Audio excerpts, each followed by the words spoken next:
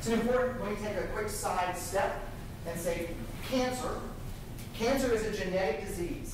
Most cancers are caused by changes in our DNA that lead to cells that grow out of control and don't follow normal stop mechanisms. But most cancers are not inherited, they are acquired. So as our cells grow and divide and they accumulate these errors that don't get fixed, some of those errors are in genes that say, hey, let's grow faster. Or they prevent the gene, they mutate the gene in a way that the cell can't say, stop, there's some damage, I don't want you to divide anymore. So cancer is a genetic disease, but we acquire it instead of inheriting it. Lots of ways, scales of amounts of change. Entire extra or missing chromosomes. Individuals with Down syndrome have an extra third copy of chromosome 21. There may be parts of chromosomes that are missing, all the way down to having individual changes within the gene. And we use variation in lots of ways. We use it to understand forensics, so CSI, or or paternity, the 1-800 Who's My Daddy? We're looking at genetic variation. The National Geneographic Project that lets you look at deep ancestry, and I don't mean like my great-great-aunt came across in 1800s. I mean 30,000 years ago, where did my family come from? Deep ancestry looks at some of this variation as well. And then clearly we look at these changes to help us interpret disease risk. And then the goal is to be able to identify which changes help point us down specific tracks for therapy or for prevention. That's long term.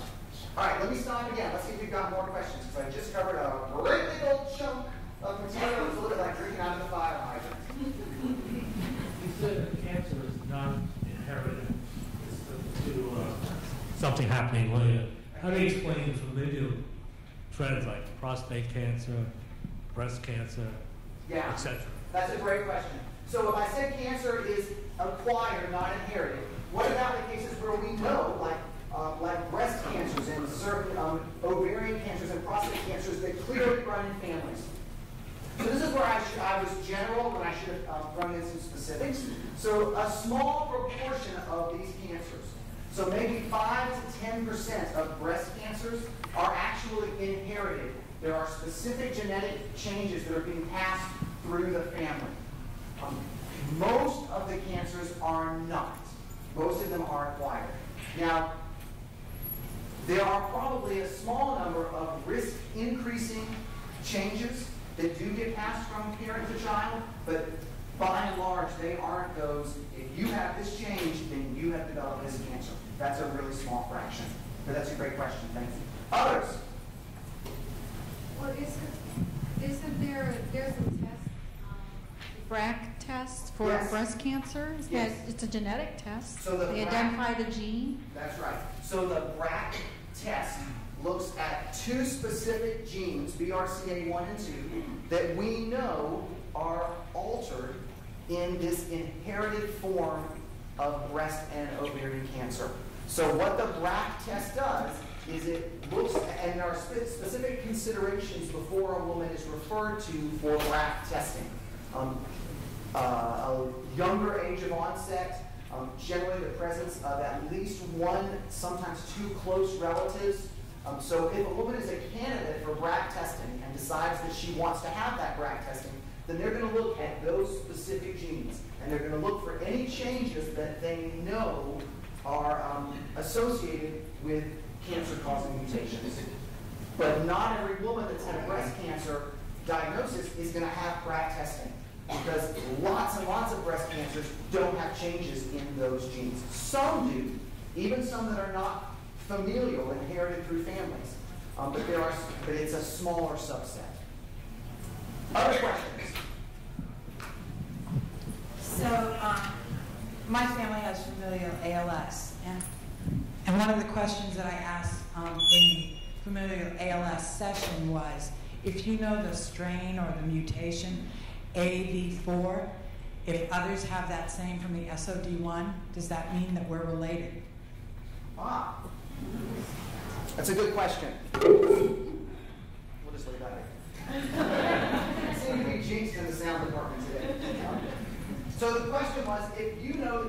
specific mutation, I'm going to paraphrase a little bit, a specific mutation, and someone else has that same mutation, does that mean that the two of you are related? So you asked that question, and did they give you an answer? What you said was, it's possible. Yeah, I was going to say, it could be that you're related, but it could be that you also both independently inherited that change. Because in all likelihood, these mutations arose multiple times. Now, one way that we would tell if you're related is we would look at all the genetic information around that mutation, and if we found specific other changes that were common between the two, that increases the likelihood that you're related. But this could be related, again, like 3,000 years ago related, or not. So, did I appropriately answer that without... Yeah, you could still, it's possible. It's possible. Other questions? Yes, ma'am. So you said that inheriting, like, you don't inherit breast cancer, but you inherit the mutation. Do you inherit the cells changing or multiplying in the wrong way? I guess I'm not clear. So let me try. Can I hold your question for just a few more slides? Sure. And when I get to the picture of the balance beam and lots of weights, if I don't come back to you, then you need to have somebody throw something at me, and then we'll reference that.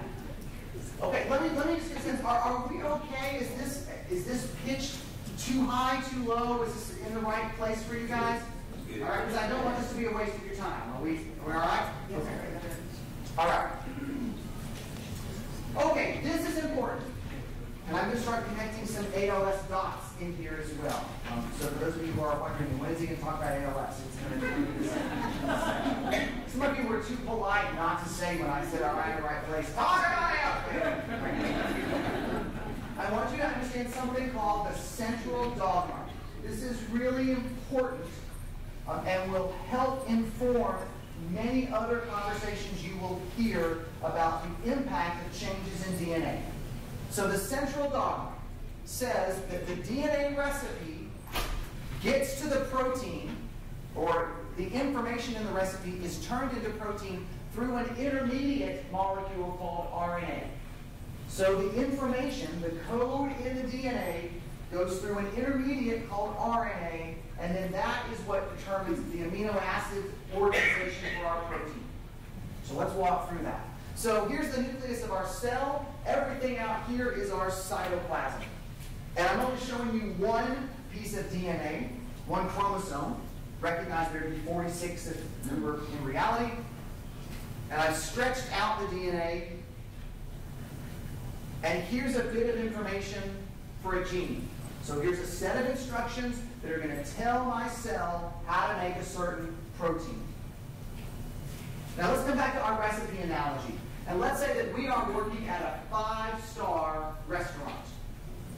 And we have a chef that jealously guards all of his recipes and only releases a few a day and then destroys them at the end of the day so that the kitchen staff can't make copies and open their own restaurant using his recipes. I know there's immediately lots of holes in that.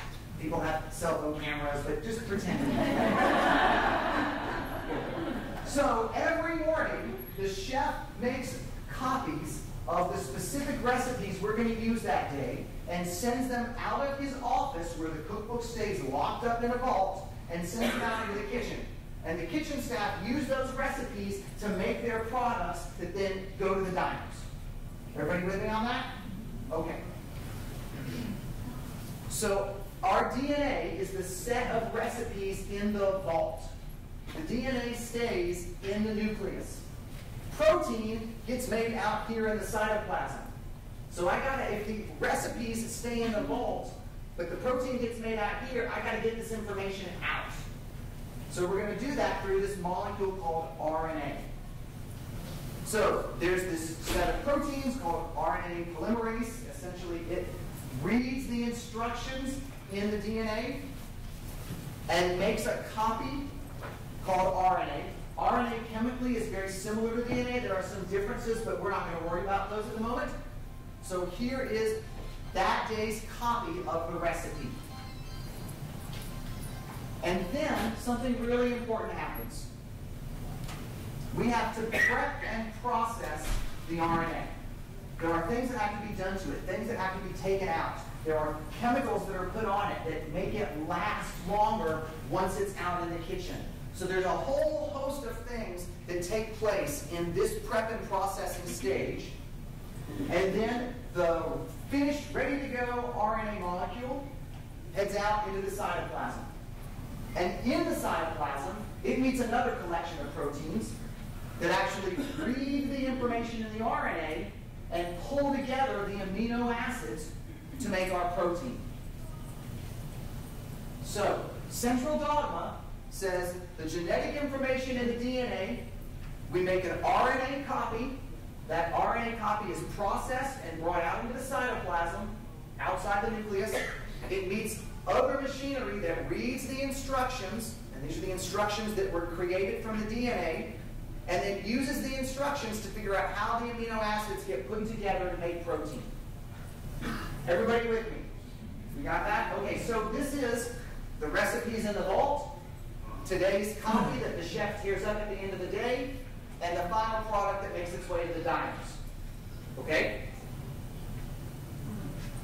Now, let's talk about how changes in the DNA impact this process. Because this is, at the end of the day, what we're trying to figure out. If I change the gene, how does that ultimately impact the protein, and then what are the potential clinical consequences of that? So I'm going to walk you through a whole host of options, more than you can shake a stick at. And then some. All right, silencing.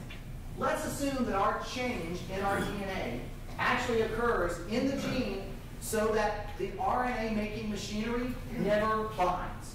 Because the gene has to have a piece of the gene of the instructions to say, hello, I'm here, come and bind, make my copy. And if I've somehow changed that and it goes, it's never going to have RNA made. And so I'm going to get no RNA and I'm going to get no protein. So that change has completely silenced the activity of the gene. Let's look at the other end of the spectrum. It could be that this change, and an X would indicate a change in the DNA, that this change makes it go, hello, I'm here, come on, come on, come on, come on. And now what happens is we make lots and lots and lots of RNA copies. And so all those RNA copies make it out into the cell, and all of those RNA copies, the information in them gets used to make protein. So I've essentially turned the volume way up. We are shaking the walls. You can imagine that both of these are problematic.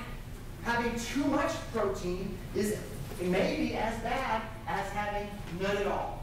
And then there are a whole host of changes in between that influence. I have a little bit more than typical, I have a lot more than typical, I have a little less than typical. And there's a whole range of changes in here. The protein is completely normal. It's completely functional. It's just the amount that I'm able to make from it. Now, there are other changes in the gene that don't interrupt how the RNA gets made, but they interrupt this RNA prep and processing. This making it stable, helping prepare it, prepping it for its debut. You can imagine if I don't properly process my RNA, then when it makes it out into the cytoplasm, it may not last very long. It may get chewed up. It may last too long. It may not have all the right, it may not be appropriately prepped. We may have a wardrobe malfunction. And I got stuff that I wasn't supposed to have that now is on view for everybody. So there are issues with that. Now, we can have prep and processing errors in a couple different ways. I can have a prep and processing error in this specific gene that means that this specific RNA doesn't get appropriately prepared, and that only impacts this specific bit of information. However, there are a whole host of proteins that play a role in the prep and processing. You can think of it as the hair and makeup team for a movie star. There are lots of them. And this hair and makeup team actually works with all the movie stars on the movie script. So if something happens to one member of that hair and makeup team, it impacts every single movie star that is awaiting that prep. Everybody with me on that page? Here's where this links to ALS. At last, somebody said. If we have mutations in this hair and makeup team, in this prep and processing team, then they impact a whole host of other genes. And we have, in the last couple of years, accumulated evidence that many of the genes that are associated with ALS, many of the newer ones, the TAR DNA binding protein, you probably also know this as TAR43, the FUS, and this newest one, the C9ORF72, these all seem to play some role in this prep and processing stage. And when you have changes in any one of the hair and makeup crew, you're going to impact lots of different players. For example, we know that mutations, many mutations in this TAR binding protein, the TAR43, the mutations actually mean that the final product, instead of being in the nucleus where it can do hair and makeup, is outside the nucleus. So it can't do what it needs to do inside. And that impacts lots of things that would be in line for this RNA prep and processing. So we're beginning to get a sense that one, and there are lots of places where this becomes important for ALS, but one key player is in this RNA prep and processing. And it isn't so much that it's RNA prep and processing of a single gene, but it's the hair and makeup team that affects lots of genes. Everybody with me on that? Questions? Yes, and then yes. So I understand for SOD1 the proteins aggregate together. Is it because it's creating too many proteins, or what kind of variation is that? That's the next slide. Oh. So SOD1, the check is in the mail. So SOD1 is the next one that we'll get to. If I don't answer that, then flag me. Up here, and then we'll go to the back. Mine's far more basic. Just so if it interrupts the RNA processing, then I'm assuming that means that there's protein that's not being created. It could be that protein's not being created. It could be the RNA isn't very stable, and so it lasts much, much shorter than it should.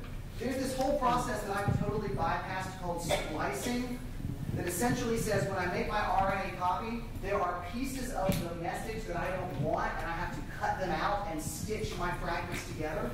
And that splicing takes place here. And if I don't cut out and stitch together appropriately, then I end up with extra or missing information. That also potentially is a role in this as well. So it isn't simply that I don't make any. It could be that I don't make any. It could be that I don't make enough. It could be that what I make doesn't have all the right information or has too much information in it. There was a question back here. Yes, ma'am. So if we know that we have like the SOD1 mutation, I assume they didn't even test for any of those other ones, or if they do a genetic test, are they going to find all of these other ones? So how do we know that we don't have multiple pathways that are all mixed up if they don't test for them? So you are at the edge of my knowledge as a PhD, not an MD. In some cases, and I'll hit this in a little more detail, there are some mutations that seem to be sufficient to cause ALS, a single mutation. These are many of the familial ones. In the sporadic ones, it seems to be that there are going to be multiple mutations required in aggregate. So I'm going to have to plead ignorant. If you were tested early and found to be an SOD1 mutation carrier, before they even knew that these existed, you probably didn't get tested for it. Does that mean you should go back and be tested for these? I think that's an issue you need to talk to your doctor about. We are beginning to see that in some cases there are multiple mutations together that lead that lead to the full set of symptoms, and in other cases, a single mutation may be sufficient. Yeah, we've had 2 family members in the past year that have had it, and so they never said anything about even testing for these other. So that, I guess that's what I wondered, if there's research teams working on this, would they want to at the same time look for all of these defects, or is it more costly to look for them individually? Historically, it has been much more costly to look at them individually. The world of genetic sequencing is becoming so much cheaper and so much faster that we may, in the next few years, get to the place where we're just going to look at all the genetic information instead of targeting an individual site or 4 or 5 sites. I think that's where we're ultimately going, but we aren't there at this point. Okay. So let's talk about substitution. So this is a change in the DNA, in the gene, that is carried over into the RNA, and watch right up here, boom, it changes the specific amino acid. So I now have a proline instead of a valine. Is that important? Well, it could be if that region is in a biologically important part of the protein. If it's, proteins are all folded in and assume all these unique shapes, if it's way down inside, it's probably not going to be important unless it is where something needs to bind, or if it's on the outside, and then it might be important. So the question is, substitutions may or may not be important. They might totally shut down the protein's ability to carry out any function. They might cause it to gain a new function, because now, instead of looking like this, it looks like this. And this allows it to bind to something that it couldn't bind to before. So it's got a new function. And here's where the SOD piece comes in. This is thought to be one of the mechanisms that causes the aggregation of the mutated SOD protein. We've got early evidence, so I want to be careful that you don't walk away saying that this is definite. This is thought to be that many of these mutations in SOD1 lead to a change in the protein in some way that assumes a new function and causes these clumps, these aggregates, to form. So you may have heard about this antisense therapy. Anybody heard about? Okay. I am not, what I'm about to say is not endorsing. I'm simply giving you some background on it. So let me be really clear about that. I cannot evaluate it. Here's the concept. It's called antisense therapy. And the antisense therapy is designed to bind the mutated RNA and break it down so that no protein gets produced. So it uses a small molecule that you make in the lab, an antisense molecule that specifically binds to the RNA it's looking for. And I think in this case, in the SOD antisense, it binds to both normal and to mutated versions of superoxide dismutase.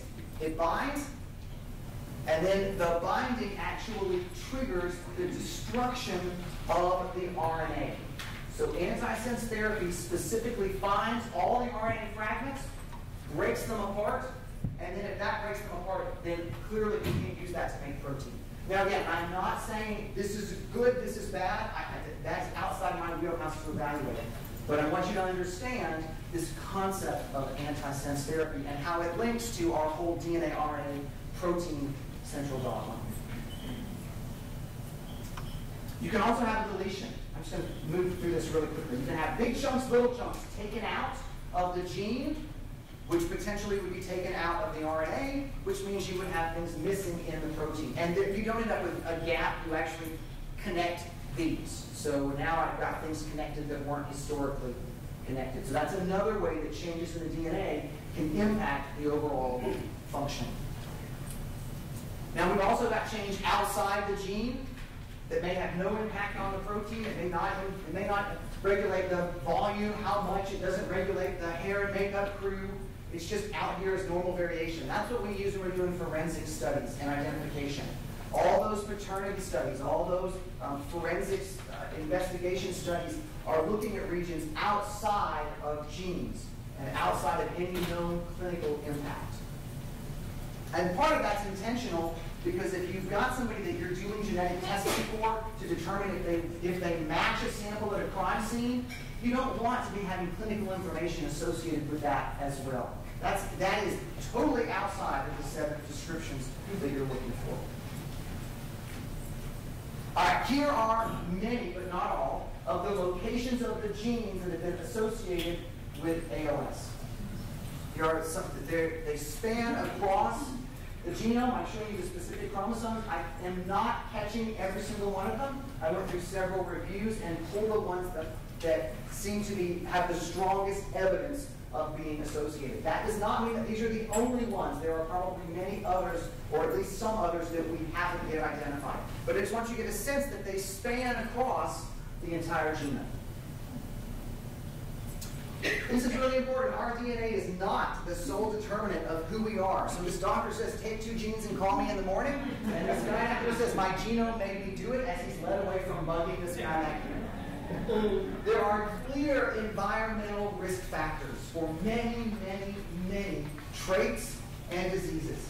Now, there are some diseases where a single change in DNA is sufficient to cause the trait or the disease. There are some familial cases of ALS where it seems that that is part of the issue.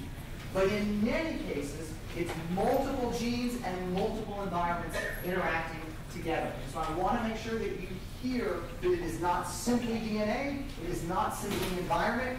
There may be some of those instances, but a lot of what's in the middle is this combination of genetic and environmental risks. All right, I'm just going to swing through this instead of having us watch this video. This says that there are changes in the environment with my recipe. If I use, hang on just a second, if I use poor baking soda and I open the oven door a lot, my cake's going to fall flat. In the same way, let's talk about type 2 diabetes. There are clear genetic risks, but there also are environmental risks that relate to diet and the amount of exercise. And it's the hand-in-hand of those that leads to many diseases. Yes, ma'am? I apologize if you've asked this already. I didn't get it today. That's okay.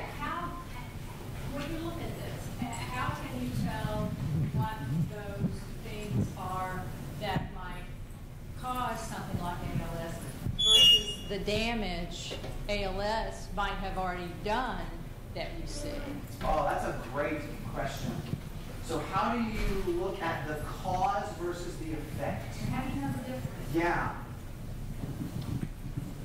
Part of it is really digging into, and we're at this point, being able to understand the way that ALS impacts the body. So being able to say, all right, this really looks like it's an early upstream event. This looks like it's a downstream event. Initially, it's hard to tell because you're just seeing all of it. So can you, through using animal models, through doing longitudinal studies where you identify people that are at risk before they develop symptoms and follow them and look at samples, that's part of it. Another part is that generally, if I take a population of individuals with whatever disease, but let's say with ALS, and a population of individuals without ALS, and I scan through their genetic information, if there are genes involved, I should find some specific genetic changes much more frequently in the ALS population than the non-ALS population. That's the concept of an association study. Can I identify those genetic changes, and then can I begin to figure out what effect those changes have in this whole pathway from no symptoms all the way to full onset, and figure out what are my early initiating events, and what are the events that come later. It's really lots of individual pieces, each helping inform the other.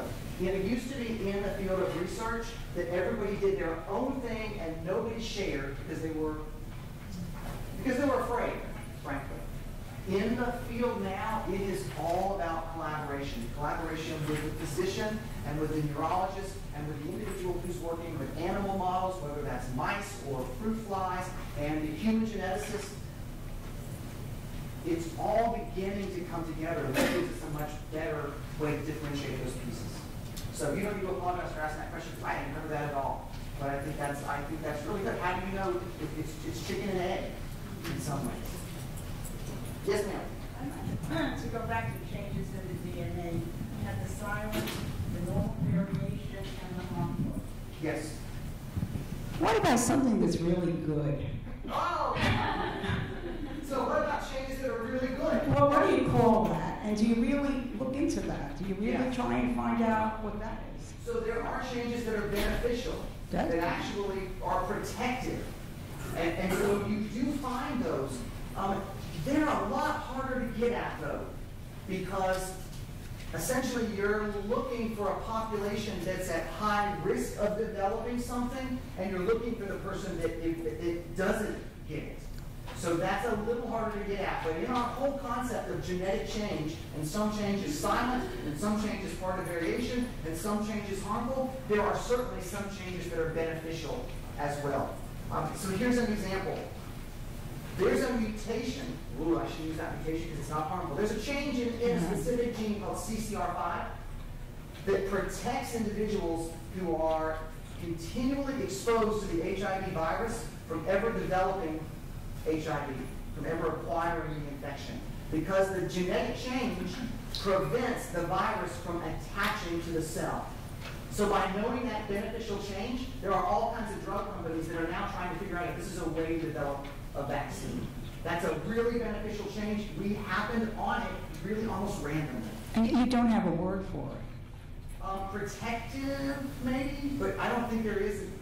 And this is where it comes back to my comment where I said, are the biologists in the room who are biologists? Because the concept of mutation in biology isn't positive or negative. Mutation can have beneficial or can have harmful. When I move it into a medical setting, then I ascribe a harmful change, but I recognize that there are positive ones as well.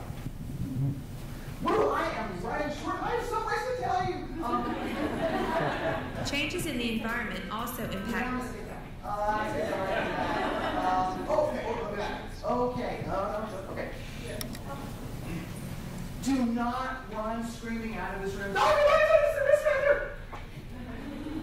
These are potential risks as I search through literature, environmental risks. These are not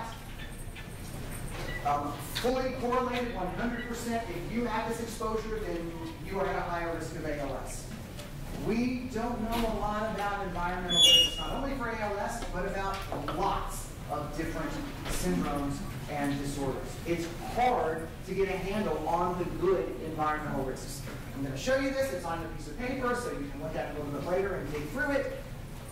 What is the impact of some of these? In some studies, we found that people with ALS, scientists, found that people with ALS had a higher frequency of exposure. But exposure does not guarantee causation. So be aware of that. And in many cases, some of these things have been found in multiple studies, but haven't been found in others. So we don't have a good handle on environmental risks. But I wanted to at least state it is an area of very active research. Because if you find an environmental risk that really is an environmental risk, you now have a foothold in the door to biology. Because if I know this is a risk and I can figure out how it increases risk, I now have a potential understanding of mechanism, and potentially I have a way to begin to think about how do I reduce that risk, either through reducing that exposure or through blunting the effect of that exposure. Question. Are there particular viral infections that have caused mutation? I'm going to have to plead ignorant on the particular viral infections. I know there are for type 1 diabetes. I don't have any sense if it's the same or totally different ones for ALS. I just didn't go that detailed, so I apologize. Okay, we talked a little bit about familial. It's seen in families, it's seen in multiple generations. Sometimes it's seen in these characteristic family patterns that takes you back to high school biology, autosomal recessive, dominant, all those pieces. Generally, and again, I'm now tap dancing on thin ice, in many of these instances, it's a mutation in a single gene that causes symptoms. So the thinking for many forms of familial ALS is one gene, one change. That doesn't mean that there isn't an impact of other genes or an impact of environment. let me just touch a second. I think I'll make that point in a couple of slides. Versus sporadic, which doesn't seem to have a family history. Now, it could be that it really is the same mutations, but we just have people in the family that are protected for whatever reason. This is called reduced penetrance, roughly, or that they may have died from other causes before the onset of symptoms. Or it could be that many of these sporadic cases are a combination of multiple genetic factors and susceptible environmental risks. And let me give you this.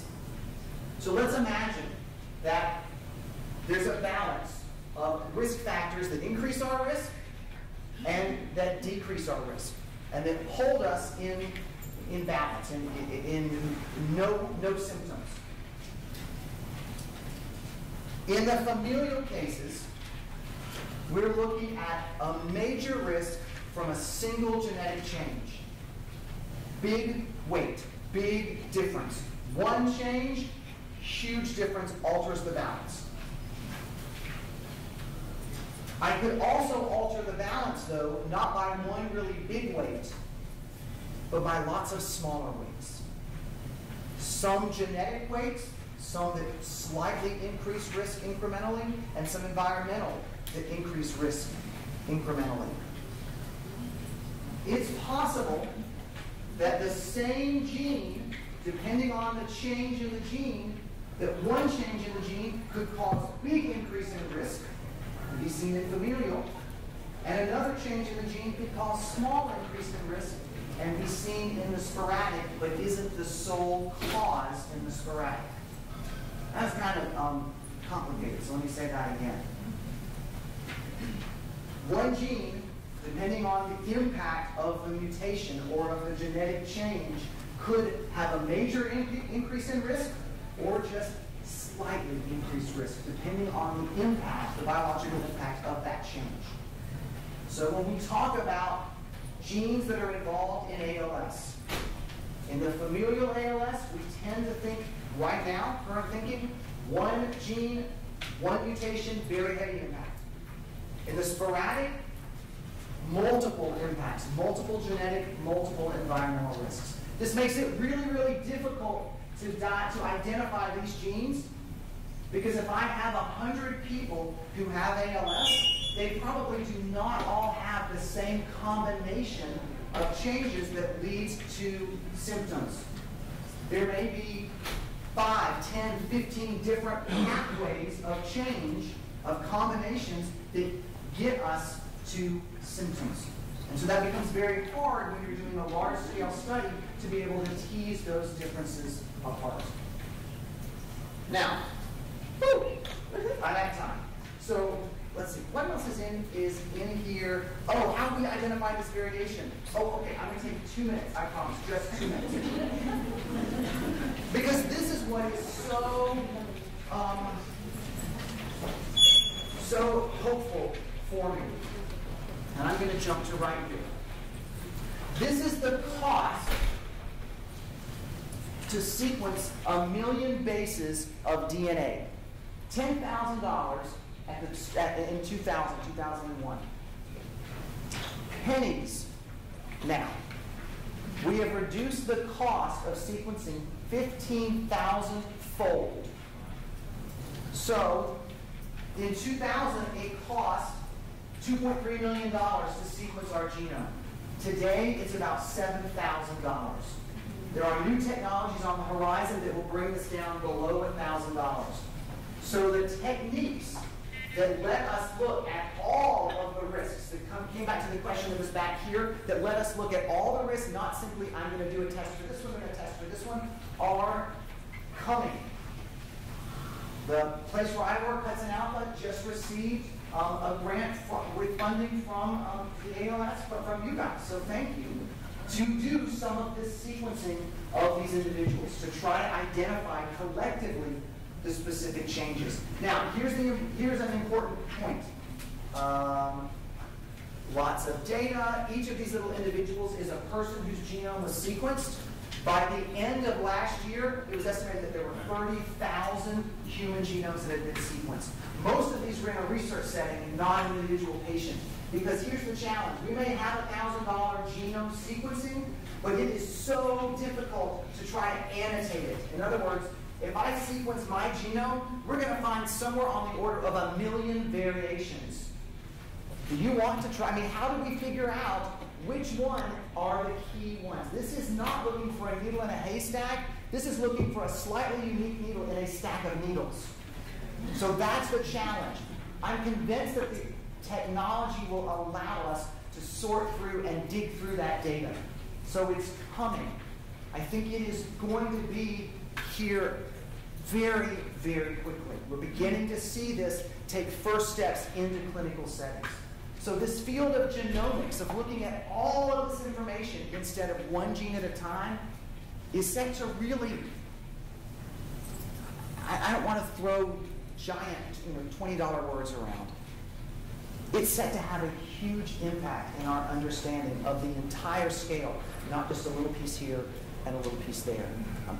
It is an encouraging time, but there is a lot of work to figure that out. So I don't want you to walk out of here thinking the answers are all going to show up tomorrow and you're going to read about it on the front page of USA Today. I will take your question afterwards because I need to let us go. Thank you guys. You guys